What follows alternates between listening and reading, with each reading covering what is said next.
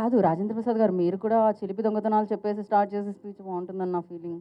ఏమన్నా ఏం కాదు, ఊరుకుంటాను తర్వాత. మాట్లాడకుండా ఎలా ఈ పిల్ల నాకు చాలా కాలం నుంచి తెలుసులేండి. చెప్తా. యా. సభా సరస్వతికి నమస్కారం. రాబిన్ హుడ్, మైత్రి మూవీస్లో ఇంతకుముందు నేను అంటే నాకు ఎంత మనసుకు దగ్గరైన కంపెనీ శ్రీమంతుడు, వాల్తేర్ వీరయ్య, రాబిన్ హుడ్. నాకు ఒక చిన్న డౌట్ వచ్చింది, అమ్మాయి నువ్వు చెప్పలేదు, నువ్వేమన్నా కెలుగుతావు అనుకున్నా కెలగలా నువ్వు, నేను కెలుగుతాను ఇప్పుడు. ఏమండి, నేను వచ్చిన దగ్గర నుంచి చూస్తున్నాను, ఎక్కడ పోస్టర్ కానీ ఎక్కడ నా ముఖం కానీ ఈ ఏరియాలో ఎక్కడ కనపట్టలా. సార్ ఈ ఆన్సర్ మీరు వినాలి సార్, వినాలి. మీరే కాదు, ప్రేక్షకులు కూడా వినాలి. ఎందుకంటే మిమ్మల్ని చూడాలంటే డబ్బులు ఇచ్చి టికెట్ తీసుకొని చూడాలి అని. అబ్బా, ఈ పిల్ల మొత్తం మీద మా ఊళ్ళో మాట్లాడినట్టు మాట్లాడిందండి. మా ఊళ్ళో వాళ్ళు చెప్పినట్టు చెప్పింది. నిజమేలే, నువ్వు కొంచెం తెలివైందనివి, కొంచెం కాదు బాగా తెలివైంది. అమ్మో, నువ్వు జాగ్రత్త నోట్ చేయి. ఎక్కడ ఒక్క బొమ్మ కూడా నాది కనపడలేదు, నేను ఎందుకు ఇక్కడికి వచ్చాను అని మీ అందరికీ డౌట్ రావచ్చు. కానీ నాకు తెలిసి మొన్న కల్కి, లగ్గం, జనక అయితే కనుక అంతవరకు చూసుంటారు నన్ను. కానీ గుండె మీద చేసుకు చెప్తున్నాను, ఈ మధ్యకాలంలో యాక్టర్గా రాబిన్ హుడ్ సినిమాలో నటించిన తర్వాత ఒక్కసారి మళ్ళీ నాకు నా పాత హీరో రోజులు గుర్తొచ్చాయి. హీరో రోజులు అని అంటే లేడీస్ టైలర్ దగ్గర నుంచి హీరోగా యాక్ట్ చేసినంత వరకు చప్పట్లు కొట్టాలి అక్కడ. ఎన్ని ఇంకా అయ్యే సినిమాలు చూస్తున్నారు కదా, ఎంటర్టైన్మెంట్ అండి. ప్రైమ్ మినిస్టర్ దగ్గర నుంచి మీ వరకు అందరూ చూశారు కదా. అలాంటి రోజులు మళ్ళీ నాకు గుర్తు చేసిన రాబిన్ హుడ్ సినిమా. అంటే ఇవాళ యాక్చువల్గా మ్యూజిక్ మీద ఎక్కువ వాళ్ళు మీడియా మొత్తం మ్యూజిక్ మీద వెళ్ళి ఉంటుందేమో. ఒక్క సీను నాదేస్తే మీకు ఓపెన్గా, నితిన్ నాకు బిడ్ లాంటి వాడు, ఊరికే నా ముందు నేను హీరోని అని అట్లా ఏం అసలు నాకు ఈజ్ లైక్ మై సన్. అట్లాగే శ్రీలీల మా పిల్ల. ఇవాళ కొత్తగా మాకు జాయింట్ అయినవాడు ఎవరో కానంటే వెంకీ కుడుముల. ఇతను ఇంతకుముందు 2 సినిమాలు బాగానే తీశాడండి అని అనుకున్నాను. కానీ ఇది విన్న తర్వాత, రాబిన్ హుడ్ అనే ఈ సబ్జెక్ట్ విన్న తర్వాత, అందులో ఒక ఎంటర్టైన్మెంట్కి కేవలం ఒక కామెడీ, ఒకప్పుడు కామెడీ ఎలా ఉండేది, ఒకప్పుడు రాజేంద్ర ప్రసాద్ అనేవాడిని తీసేస్తే అంతకుముందు కామెడీ ఎలా ఉండేది, ట్రాక్ సినిమాలో ఒక ట్రాక్ వస్తే అది కామెడీ, ఇది అది. అక్కడి నుంచి హీరోయే కామెడీ, హీరో ఎలాంటి కామెడీ, ప్రైమ్ మినిస్టర్ దగ్గర నుంచి కామన్ మ్యాన్ వరకు మెచ్చుకునే కామెడీ. అంత గౌరవాన్ని దాన్ని తెచ్చుకుంటే, దాన్ని నేనెంత అదృష్టవంతుణ్ణి అంటే 5 జనరేషన్లుగా దాటుకుంటూ మీ దాకా వచ్చి, వెంకీ అబ్బాయి హీరో విను, నువ్వు 5 జనరేషన్లు దాటుకుంటూ వచ్చాను నేను. చిరంజీవి గారు, క్షమించాలి, మా పెద్ద ఆయన నందమూరి విశ్వవిఖ్యాత నట సార్వభౌమ నందమూరి తారక రామారావు గారు, నాగేశ్వరరావు గారు, అదొక జనరేషన్. 2 కృష్ణన్నయ్య, సోన్బాబు అన్నయ్య, అదొక జనరేషను. చిరంజీవి గారు, నేను, మేమంతా ఒక జనరేషను. మహేష్ బాబు, జూనియర్ ఎన్టీఆర్, నితిన్, ఇదొక జనరేషను. ఇప్పుడు కొత్తగా జనరేషన్ వస్తుంది. మొత్తం 5 జనరేషన్లని దాటుకుంటూ మీ ముందు నిలబడిన నేను ఇంకా కూడా ఇలా ఫ్రెష్గా ఉండడానికి కారణం రాబిన్ హుడ్లో నా క్యారెక్టర్ లాంటివి. ఈ విషయాన్ని మీరు రేపు 28వ తారీఖున థియేటర్లో ఈ మధ్య థియేటర్లో కూర్చొని హాయిగా ఫ్యామిలీతో చూసుకునే సినిమాలు లేవనే కంప్లైంట్ దాటి ఒక అద్భుతమైన ఫుల్ ఎంటర్టైన్మెంట్ మీకు మంచి కథతో, నేను అదే చెప్పాను, రాబిన్ హుడ్ ఏంటండి దొంగ, రాబిన్ హుడ్ అంటే దొంగ కదండి, వాడు ఇంగ్లీష్ సినిమాల నుంచి దొంగ కదా, అవును. ఈ సినిమా ఈ కథ చూశాక మన ఇంట్లో కూడా రాబిన్ హుడ్ లాంటి దొంగ ఒకడు ఉంటే బాగుండు అనిపిస్తుంది మీ అందరికీ. ఇది గ్యారంటీ.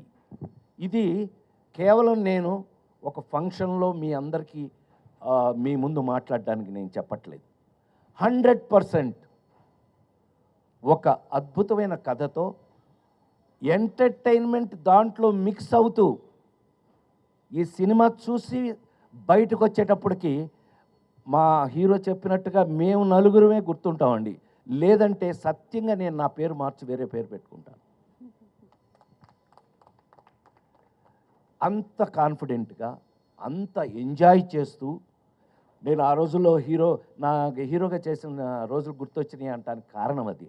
ఆ రోజుల్లో ఇలాగే ప్రతి సీన్ని ఎంజాయ్ చేసి, ప్రాక్టీస్ చేసి, దాన్ని పర్ఫెక్ట్ చేసి యాక్ట్ చేయటం జరిగేది. ఈ రోజుకి ఇన్ని రోజుల తర్వాత మళ్ళీ నేను ఈ సినిమాని అలా చేయటం జరిగింది అని 100% గుండె మీద చేసుకు చెప్తున్నాను. అట్లాగే ఈ సినిమాలో మనకు ఉన్న అదృష్టం ఏంటంటే, మా నిర్మాత రవి చెప్పినట్టు అన్ని డిపార్ట్మెంట్స్లోనూ, మ్యూజికల్గా, టెక్నికల్గా, అన్ని డిపార్ట్మెంట్స్లోనూ అందరూ ఇష్టపడి చేశారు. నాకు అసలు ఇవాళ ఈ మధ్య చాలా కాలం అయిందమ్మా ఇంత ప్లెజెంట్ ఫంక్షన్, ఇంత ప్లెజెంట్గా ఉండటం ఈ మధ్యకాలం చాలా రోజులైంది. అసలు టు బి వెరీ ఫ్రాంక్, నువ్వు అన్నమాట 100% నిజం. ఇంత ప్లెజెంట్గా ఉంది, ఇంత పాజిటివ్ వైబ్రేషన్తో ఇవాళ జరుగుతున్నటువంటి ఈ ఫంక్షన్. నిజంగా మీరందరూ మా మీద ఎంత ప్రేమతో వచ్చారో మాకు తెలుసు. దయచేసి నోట్ చేసుకోండి, 28వ తారీఖు నుంచి, ఈ నెల 28వ తారీఖు నుంచి దయచేసి థియేటర్లోనే చూడండి. ఆ సెల్ ఫోన్లోనూ, ఆ ఇంట్లో టీవీల్లోనూ. ఎస్, సినిమా ఇంటికి వచ్చేసింది. ఎస్, సినిమా అనేది ఇంటికి వచ్చేసింది ఓటీటీ పేరు మీద, వేరే ఏ పేరు లేదా అయితే ఏమే, మొత్తం మీద సినిమా ఇంటికి వచ్చేసింది.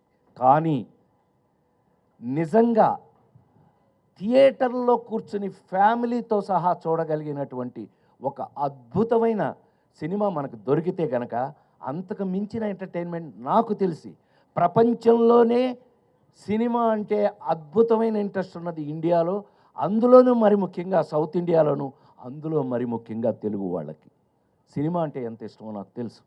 నేను 48 సంవత్సరాలుగా సినిమాలో ఉన్నాను. నేను మీ అందరి ముందు ఈ రోజుకి నాకు ఇంత అద్భుతమైనటువంటి అవకాశం ఇచ్చిన నా కంపెనీ, నా మైత్రి మూవీస్.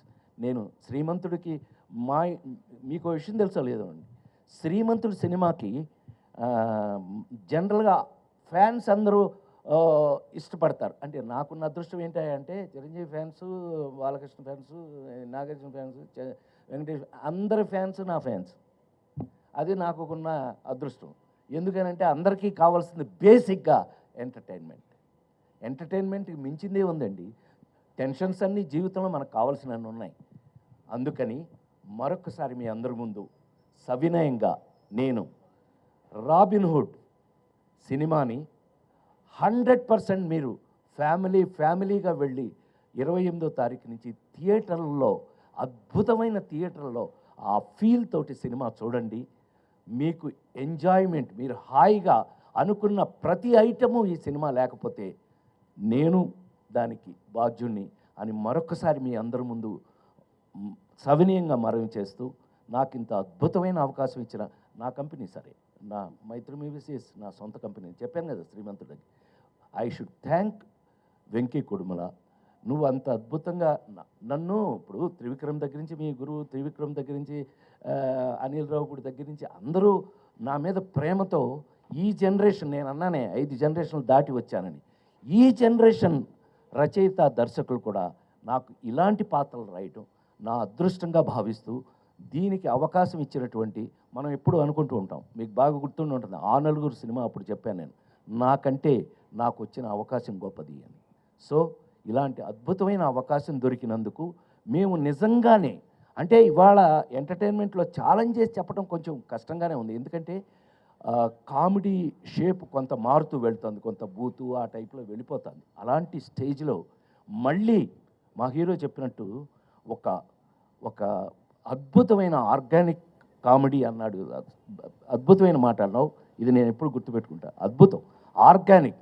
మనకి ఆరోగ్యం కోసమే ఫుడ్డే ఆర్గానిక్ మారిపోయినప్పుడు, ఆ మందులే ఆర్గానిక్ మారిపోయినప్పుడు, మనం సినిమాని కూడా ఆర్గానిక్గా మార్చడానికి ప్రయత్నిస్తున్నందుకు, కనీసం అలాంటి ప్రయత్నం చేసినందుకు వెంకీ కుటుంబలకి నేను ఒక అద్భుతమైనటువంటి అప్రిషియేషన్ ఇస్తూ, నా తరఫున, అంటే కొంచెం సీనియర్ కాబట్టి నేను అప్రిషియేషన్ ఇస్తూ, ఈ సినిమాని దయచేసి థియేటర్లో మీరు చూడండి. మీకు ఏమాత్రం నచ్చినా మీరు మమ్మల్ని గుర్తు చేసుకోండి.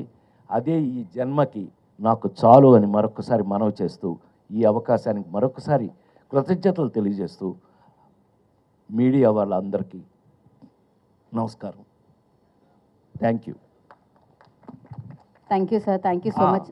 దొంగతనం అన్నావు కదా, ఆగు, నేను మర్చిపోయాను అనుకున్నావా? నువ్వు ఎప్పటి నుంచి నాతో ఏమండి, నిజం చెప్పమంటారా అబద్ధం చెప్పమంటారా మహారాజా? నిజమే చెప్పవాయా అన్నాడండి మహారాజు. నిజమే చెప్పవాయ్ అని. మా నాన్నగారు స్కూల్ టీచర్ అండి, military school teacher. So school teacher అండి. ఎంత స్ట్రిక్ట్ అని అంటే, మీ అందరికీ చిన్న ఐడియా ఉండి ఉంటుందిగా, నేను ఎన్టీ రామారావు ఇంట్లో పుట్టాను. ఆ ఇంట్లో మేము అద్దెకుండేవాళ్ళం 24 సంవత్సరాలు, అక్కడే పుట్టాను నేను. సరే, అది మా నాన్న ఎంత స్ట్రిక్ట్ అని అంటే, హరికృష్ణ అల్లరి చేస్తే హరికృష్ణ కొట్టలేక మమ్మల్ని కొట్టేవాడండి ఆయన. నన్ను కొట్టారంటే నవ్వుతున్నావా నువ్వు, నీ సంగతి చూస్తానే వస్తున్నాలే బయటికి. అలాంటిది ఆయన ఎంత స్ట్రిక్ట్గా ఉంటాడండి. అలాంటిది ఏదన్నా ఎప్పుడన్నా బజార్కి వెళ్ళి ఆ శనగపప్పు ఉండలు అవి ఏమన్నా తిందామంటే డబ్బులు ఏం చేయాలి? మా నాన్నగారి జేబులోంచి 5 పైసలు కొట్టేశానండి.